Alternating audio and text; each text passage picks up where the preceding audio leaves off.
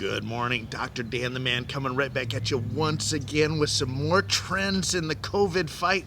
And you won't believe what we're going to talk about today, but the bottom line is that I had, after a couple days ago when I did the trends in the ICU and the ERs and the hospitals, I had a number of doctors that called up and said, hey, Dan, you forgot about what I said. So we're going to be talking about some blockbuster, very quick types of issues that are going on with COVID, and also things that you haven't even heard of before, and even some of the testing. So let's just jump right into it. So one trend that we're seeing is that, and I'm sure that everyone has heard this, but it's very interesting to kind of see what the current thought process is that whenever we have the coronavirus infection, it is affecting people with low levels of vitamin D. D is in Delta. And the problem with that is that, well, is it just because we aren't getting vitamin D in our system? But one other ICU nurse that came up and said that the coronavirus infection is also affecting people of color. So basically, the darker your skin, the harder it is for you to fight this condition off. And so the process that I'm thinking is that the darker your skin, the body has more of a predisposition to not create vitamin D when we're in the sun. And so if you are of darker skin, then realize that you're going to have less of an affinity for vitamin D to be in your system, which has an effect on the immune system. Thus, it appears to have an effect on how people are fighting off the coronavirus. So if you are of white color, if you're of black color, if you're of brown color, if you're of purple color, if you're of polka dot color, then by all means you probably should be supplementing yourself with vitamin D. You don't want to go overboard on that stuff because it can build up in the liver and cause liver disease, but it appears to be a crucial step, especially for the darker skin population, that you supplement your diet with the vitamin D as in Delta, so we do not have any openings that the virus can get in and take a hold of you. So anyway, I had another doc that we were talking about it, and I've seen him at a number of different hospitals, and he's at Barrows right now. And I always see the doc when he throws his back out when he's doing surgery on someone. But anyway, he had said that at a previous hospital, we were talking about the different types of diseases that are out there that are affecting us. And he told me a couple of things that I was not aware of, but it was very scary. So he had mentioned that based on the sensationalization of the coronavirus, he goes, no one's talking about the West Nile virus. And I'm like, well, I thought that was a couple of years back. We don't have to worry about that anymore. He was saying that Maricopa County, now I haven't checked this, but he said Maricopa County is the hottest, if not like one of the hottest counties in the United States for West Nile virus infections and deaths. So anyway, there's lots of other things, lots of other viruses out there that we have to tangle with. And this is what Dr. Dan had always argued, is that, with the whole mask usage, maybe we should have got some of this wave of coronavirus infections over during the summer before we had all these other competing viruses coming out. But anyway, who's right, who's wrong, who knows? But the bottom line is that he brought it to my attention, and he said, there's lots of other viruses that people need to be aware of. And he also brought up the fact that he said, well, it was on his watch at a particular hospital that the Ebola virus had came into Arizona, and he actually got to see it 6 times. 6 different patients came in to Arizona with the Ebola virus. So what does that mean? Well, that's only at one hospital. So that other hospitals are probably seeing this across the country, but it's kind of something that, to be aware of. But it was frightening to me because I really hadn't heard that there had been that many patients that came through with it.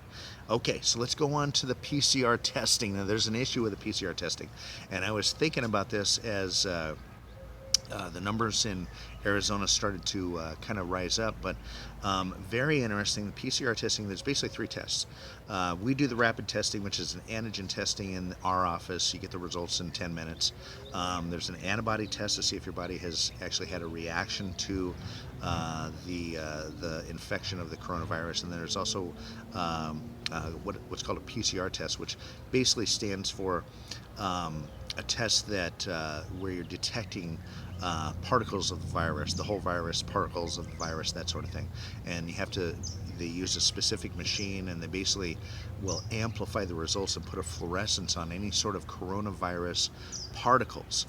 And so anyway, as the testing was going up, and now this is based off of a number of doctors that I treat that work in different coronavirus testing facilities around the valley and also in hospitals. But what's very, very interesting is that they report to the state so they can keep track of the numbers. But the PCR testing, just to quote Dr. Fauci, and he said something like this. I'm going to paraphrase this. Dr. Fauci said that with the PCR testing, when they're amplifying the results of the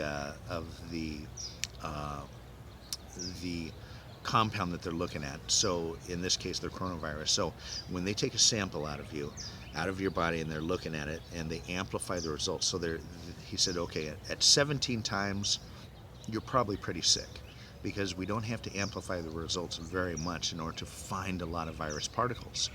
And he went on to say, okay, so say somewhere as you get higher up on the amplifications, what are called cycle thresholds, then you may or may not have as much of an infection. So say if at 17 you're real sick, maybe at 20 or 25, you do not have as many virus particles in your system, and you start to detect more dead nucleotides because the body just doesn't have the viral load. So what he said at 35 thresholds, at 35 cycle thresholds, was that the test was basically useless, because at that time you're non-infective, you're basically finding dead nucleotides. He said this back on July 16th or something like that. Well, it was brought to my attention, and a couple of doctors have quit over this, and also been fired, but this information needs to get out. But the cycle thresholds of a lot of the testing facilities around the valley are set at 40. So if Fauci says that the cycle threshold for the PCR test set at 35, the test is useless because you're amplifying the results so much that you're just finding dead particles of a past infection or something that maybe you didn't even know you had with this coronavirus. At 40, this is where a lot of these machines are being set at. So basically what that means is that if your body has come in contact with any of these coronavirus particles, then you're going to come up with a positive test, more than likely, and it's going to get reported to the state. So it's kind of something to check into. I had a doctor that he brought that up to the medical director, and he was basically told to keep his mouth shut. And so anyway, he said, I'm out of here. I quit, and he took off. And so anyway, we got to talking about that. So that is very important information to get out. And it's also important to actually know where machines are being set at, because it almost sounds like there's an agenda in order to try and boost these numbers up. Now, is that possible? I don't know, Dr. Dan, I don't know. So anyway, let's head on. Let's go on to the next thing. When it comes up to vaccinations, we know that there's a few vaccinations out there, and the vaccination companies are actually trying to remodel some of their patents on the vaccinations, because they may or may not be that effective for some of the different strains coming over. But understand this, if they're already, we have probably half a dozen strains, but there's like 3 or 4 that are really prevalent here in the US, and I think the UK strain is the most prevalent right now, and they are revamping some of their concoctions in the vaccination in order to be more effective with the different strains. Understand how many strains are there in the US right now, or actually across the world.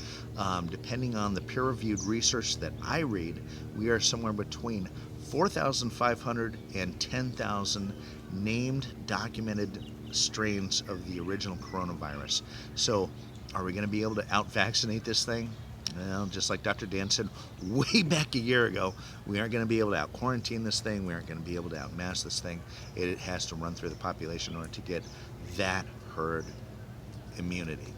So last thing that we're going to talk about is what is going on down at the border. Now, the borders, all right, what is going on down? Well, as everyone knows, Dr. Dan treats a lot of different law enforcement type of people in my office, from ex-military, military, special forces, lots of law enforcement. So I have the honor of treating some Homeland Security and Border Patrol, and even some of their doctors that are down there. Now, what the Border Patrol used to do was if they pick someone up and in a group of immigrants coming over the border and someone has a cough or sneeze or runny nose or something like that, they would just pick them right up and drive them across the border and say, look, walk that way because we don't want this problem here in the United States. Well, very interesting. If they got to the further end, then these doctors would test them, and so and they would find out, who has what, from where. So if you had the coronavirus, then they'd whisk you off to the hospital, and then whoever you're with, they'd try and quarantine them in some of the different facilities they have down at the border. Well, anyway, now what I have been informed was the Mexican officials are saying, not our problem. So when we are taking the immigrants back to the border and say walk that way, the Mexican officials are saying no, no, no, they're your problem now. So we don't want this back in our country. So what's interesting is the doctors are telling me that, hey, we bring them back into our facilities. We're sending some to the hospital. The other ones we're trying to quarantine, but it says, there's only so many separate facilities that we have available to us. So a lot of these people are going into the general population. So what this means is there are going to be some some explosion of infections coming across from this practice. Well, time will tell, but it's something that you need to know about, something you need to be aware about. But anyway, that's about it. So if I've missed anyone, I know a lot of nurses and doctors listen to Dr. Dan because I'm kind of like the speakerphone for these guys to get across to the normal population of patients, and they don't want to go necessarily in front of a camera for fear of retribution. But so anyway, if I miss anything, by all means, get in contact with me. But this is Dr. Dan signing off, and Dr. Dan loves you. We'll talk to you soon, maybe later, about crushing coconuts and straightening out horseshoes with Dr. Dan Superhuman Strength. Talk to you soon.